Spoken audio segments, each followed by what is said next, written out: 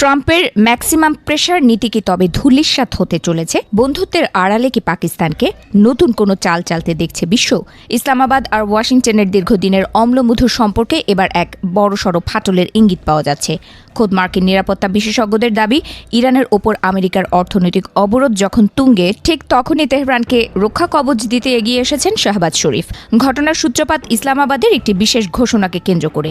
জানা গেছে, ইরানকে রাশিয়ার এবং চীনের সাথে বাণিজ্যের সুযোগ করে দিতে পাকিস্তান 6টি স্থলপথ উন্মুক্ত করে দিয়েছে।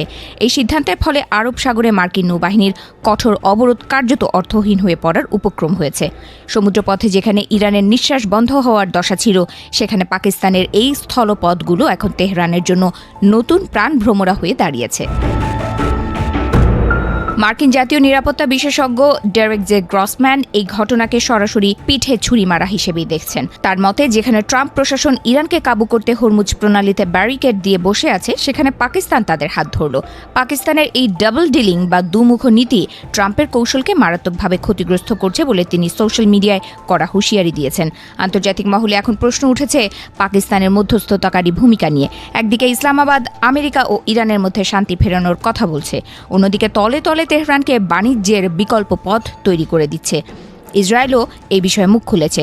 ইসরায়েলের রাষ্ট্রদূত স্পষ্ট করেই বলে দিয়েছেন, পাকিস্তানের মতো দেশকে বিশ্বাস করা যায় না এবং তারা কোনোভাবেই নিরপেক্ষ মধ্যস্থতাকারী হওয়ার যোগ্য নয়।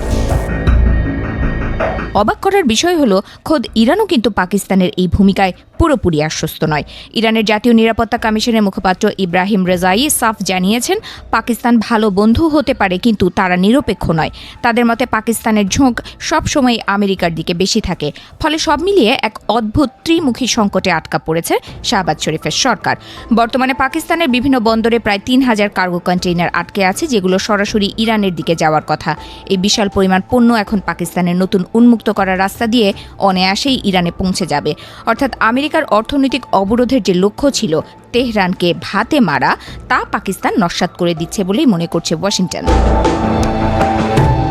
ট্রাম্প প্রশাসন যখন ইরানকে আলোচনার টেবিলে বাধ্য করতে অর্থনৈতিক চাপ বাড়িয়েই চলেছে, তখন পাকিস্তানের এই পদক্ষেপকে অনেকে হিমশৈলের চূড়া হিসেবে দেখছে। শাহবাজ শরীফ যদিও দাবি করেছেন যে যুদ্ধ পরিস্থিতির কারণে পাকিস্তান নিজেই বড় ধরনের অর্থনৈতিক ক্ষতির মুখে পড়েছে, তবুও পর্দার আড়ালের এই সখ্যতা মার্কিন পররাষ্ট্রনীতিকে এক বড়সড় চ্যালেঞ্জের মুখে ফেলে দিয়েছে।